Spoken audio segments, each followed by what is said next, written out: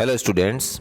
कक्षा 12 का जो राजनीति विज्ञान विषय है उस विषय के जो एक पुस्तक है स्वतंत्र भारत में राजनीति, उसका एक अध्याय है एक दल के प्रभुत्व का दौर।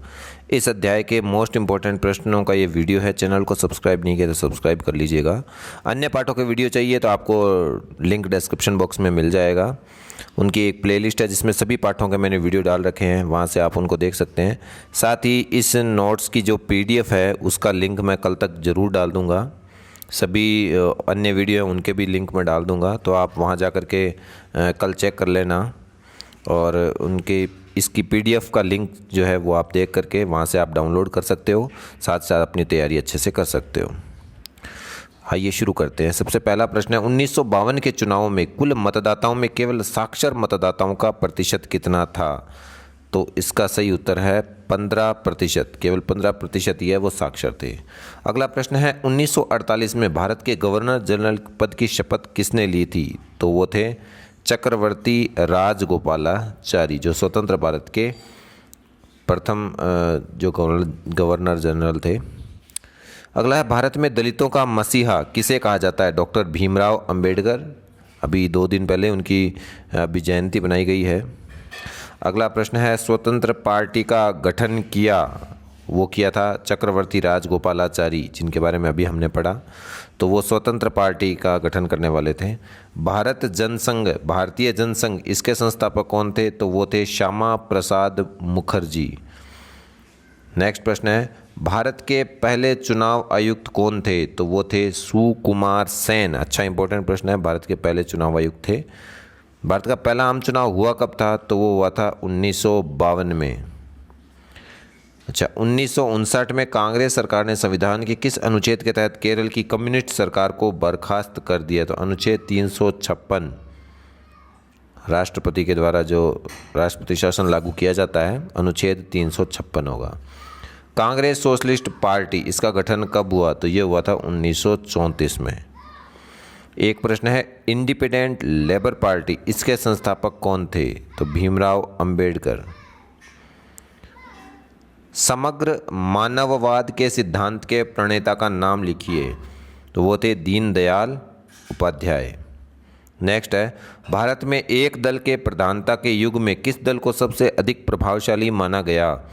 तो एक दल का प्रधानता के युग में सबसे अधिक प्रभावशाली दल थी कांग्रेस, जिसका पूरा नाम है भारतीय राष्ट्रीय कांग्रेस। नेक्स्ट है भारत में एक दल की प्रधानता का युग कब से कब तक रहा? तो 1952 से लेकर के 1977 तक एक दल की प्रधानता रही। भारत में निर्वाचन आयोग का गठन कब हुआ? तो 1950 में निर्वाचन आयोग का भारत में गठन हुआ। स्वतंत्रता के बाद भारत में एक पार्टी के प्रभुत्व का दौर क्यों रहा? क्योंकि कांग्रेस ही उस समय ऐसी पार्टी थी जिसका संगठन पूरे देश में गांव-गांव तक फैला हुआ था। इस कारण से लंबे समय तक एक दल का प्रभुत्व रहा था। भारतीय दलीय व्यवस्था की कोई एक विशेषता बताइए। तो बहुदलीय प्रणाली भारत में है और राजनीतिक दल है वो विभिन्न हितों का प्रतिनिधित्व करते हैं। पहले 3 आम चुनाव में कांग्रेस को कितनी सीटें मिली? तो पहले आम चुनाव में 364, दूसरे में 321 और तीसरे आम चुनाव में 361 सीटें कांग्रेस को प्राप्त हुई। स्वतंत्रता प्राप्ति के समय कांग्रेस के प्रभावशाली नेता कौन थे? तो जवाहरलाल नेहरू, सरदार पटेल, मोरारजी देसाई, जगजीवन राम, अंबेडकर, डॉक्टर राजेंद्र प्रसाद, सी राजगोपालाचारी, ये थे। 1952 के पहले आम चुनाव में लोकसभा के साथ साथ कौन से चुनाव भी कराए जाते थे? तो वो कराए जाते थे राज्य विधानसभाओं के। नेक्स्ट है स्वतंत्र पार्टी का निर्देशक सिद्धांत क्या था? तो वो था राज्य के नियंत्रण से मुक्त अर्थव्यवस्था। स्वतंत्र रहना चाहती थी ये पार्टी, तो राज्य के नियंत्रण से मुक्त अर्थव्यवस्था का समर्थन करती थी स्वतंत्र पार्टी। जनसंघ ने किस विचार पर जोर दिया? एक देश, एक संस्कृति, एक राष्ट्र, ये जनसंघ की विचारधारा थी। अगला है भारत में किस चुनाव प्रणाली को अपनाया गया है? तो सार्वभौमिक वयस्क मताधिकार के आधार पर सर्वाधिक मत प्राप्त करने वाली पार्टी की जीत को उस प्रणाली को अपनाया गया है। 1952 के चुनाव में वोट हासिल करने के लिहाज से दूसरे नंबर पर पार्टी कौन सी थी? वो थी सोशलिस्ट पार्टी। राष्ट्रीय मंच पर किस नेता के आगमन से कांग्रेस पार्टी को एक आंदोलन में बदल दिया? वो थे महात्मा गांधी। 1952 से 67 के दौरान कांग्रेस में सत्ता में नहीं थी ऐसे 2 राज्य कौन से थे? एक तो जम्मू कश्मीर और एक केरल। अच्छा, भारत में लंबे समय तक कांग्रेस दलीय प्रभुत्व के लिए उत्तरदायी 2 कारण बताइए कि भी लंबे समय तक कांग्रेस थी, इसके 2 कारण बताइए। तो पहला है राष्ट्रीय संघर्ष में कांग्रेसी नेताओं का जनता में अधिक लोकप्रिय होना। देश को आज़ादी जब करवाई थी तो उस समय कांग्रेस है वही एक ऐसा दल था, आज़ादी में योगदान था उसका, इस कारण से लंबे समय तक चला। एक कांग्रेस के पास ही राष्ट्र के कोने कोने ग्रामीण स्तर तक जो है वो संगठन था। और उस समय जो प्रधानमंत्री थे पंडित जवाहरलाल नेहरू, उनका नेतृत्व करिश्माई नेतृत्व था। दूसरा है भारत ही एकमात्र ऐसा देश नहीं है जो एक पार्टी के प्रभुत्व से दौर से गुजरा हो।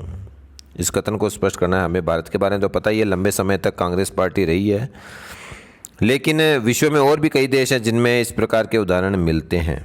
हालांकि भारत में लोकतंत्र है, लेकिन कई ऐसे देश हैं जैसे चीन, क्यूबा और सीरिया, इनके संविधान में सिर्फ एक ही पार्टी को देश के शासन की अनुमति दी गई है। कुछ देश जैसे म्यांमार और बेलारूस, इनमें एक पार्टी का प्रभुत्व लंबे समय तक कानूनी और सैन्य कारणों के कारण चला है। मैक्सिको, दक्षिण कोरिया, ताइवान में भी एक पार्टी का लंबे समय तक प्रभुत्व रहा। ये कुछ अन्य उदाहरण भी है। निर्दलीयों की बढ़ती संख्या एक चुनौती है, स्पष्ट कीजिए। अब चुनाव में किसी राजनीतिक दल को बहुमत स्पष्ट प्राप्त नहीं होता है तो ऐसी स्थिति में निर्दलीय उम्मीदवारों की संख्या बढ़ जाती है। तो इस कारण से ये निर्दलीय उम्मीदवार है, ये भ्रष्टाचार की प्रवृत्ति को फिर बढ़ावा देते हैं। इनको दूसरी पार्टियां पैसे देकर खरीद कर अपनी पार्टी में शामिल कर लेती है, तो इससे क्या चुनौतियाँ हो जाती है। तो ये भारतीय दलीय व्यवस्था के हित में नहीं है। भारत में स्वतंत्रता प्राप्ति से पूर्व राजनीतिक दलों का उल्लेख कीजिए। कौन कौन से राजनीतिक दल थे? कांग्रेस थी जो 1885 में एओ ह्यूम ने उसकी स्थापना की थी, तो ये लंबे समय तक रही है भारत में, अभी तक है। मुस्लिम लीग जो है मुस्लिम हितों की सुरक्षा के लिए 1906 में। भारतीय साम्यवादी दल है 1924 में एम.एन. राय ने इसकी स्थापना की थी। भारतीय समाजवादी पार्टी 1934 में। अच्छा, इसके अलावा डॉक्टर बी.आर. अम्बेडकर के बारे में संक्षिप्त टिप्पणी लिखनी है तो इंडिपेंडेंट लेबर पार्टी की इन्होंने स्थापना की थी। दलितों को न्याय दिलाने के लिए इन्होंने संघर्ष किया है और संविधान सभा की प्रारूप समिति के ये अध्यक्ष थे। अच्छा, इसके बाद में है, क्या एकल पार्टी प्रभुत्व का भारतीय राजनीति के लोकतांत्रिक चरित्र पर खराब असर हुआ है? हाँ, एक पार्टी का प्रभुत्व रहा है तो लोकतंत्र के चरित्र पर खराब असर होता ही है, क्योंकि इससे कोई भी अन्य गठबंधन पार्टी उभर कर सामने नहीं आ पाती और मतदाताओं के पास में कोई विकल्प भी नहीं होता। इससे सबसे बड़ी समस्या रहती है तानाशाही को बल मिलता है। जैसे अनुच्छेद 356 है, उसका दुरुपयोग होता है। नागरिकों के मूल अधिकारों का हनन जैसे आपातकाल में हुआ, इससे जनता को अनेक समस्याओं का सामना करना पड़ता है।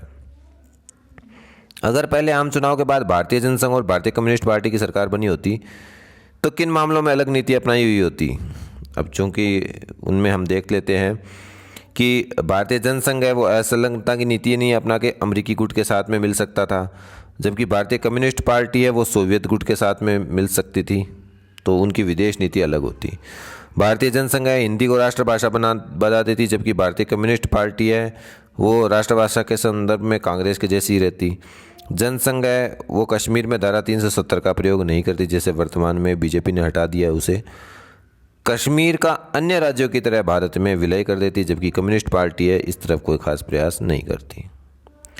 पहले आम चुनाव से लेकर अब तक के मतदान के तरीके में क्या क्या बदलाव हुए? देखो, पहले आम चुनाव में एक उम्मीदवारों का नाम और चुनाव चिन्ह की पेटी है एक रखी गई थी।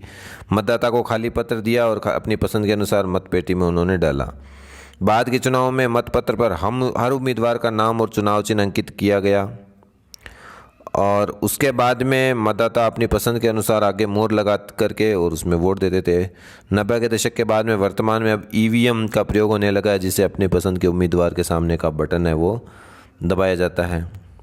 अगला प्रश्न है, कांग्रेस किन अर्थों में एक विचारात्मक गठबंधन थी? कांग्रेस में मौजूद विभिन्न विचारधाराओं की उपस्थिति का उल्लेख करें। तो आज़ादी के पूर्व से ही कांग्रेस ने परस्पर विरोधी हितों के कई समूहों को एक साथ जोड़ने का कार्य किया। कांग्रेस एक विचारात्मक गठबंधन थी, जैसे विभिन्न वर्ग, भाषा, जो जाति, अन्य हित, इनसे जुड़े हुए गठबंधन से लोग जुड़ चुके थे। इसमें क्रांतिकारी, शांतिवादी, कंजर्वेटिव, रेडिकल, चरमपंथी, नरमपंथी, दक्षिणपंथी सभी विचारधारा के लोग हैं वो शामिल हो गए। कांग्रेस एक ऐसा मंच था जिसमें अनेक हित समूह, दबाव समूह, राजनीतिक दल जुट जाते थे। तो इस तरह से कांग्रेस के कुछ कार्यक्रमों का वर्णन कीजिए। ये तो आप देख सकते हो, स्वतंत्रता प्राप्ति में उनका योगदान रहा, लंबे समय तक रही अस्पृश्यता उन्मूलन, दलित का उत्थान करना, जमींदारी प्रथा का उन्मूलन, मिश्रित अर्थव्यवस्था, ये कांग्रेस के कुछ सुधारात्मक प्रयास है वो रहे हैं। धन्यवाद।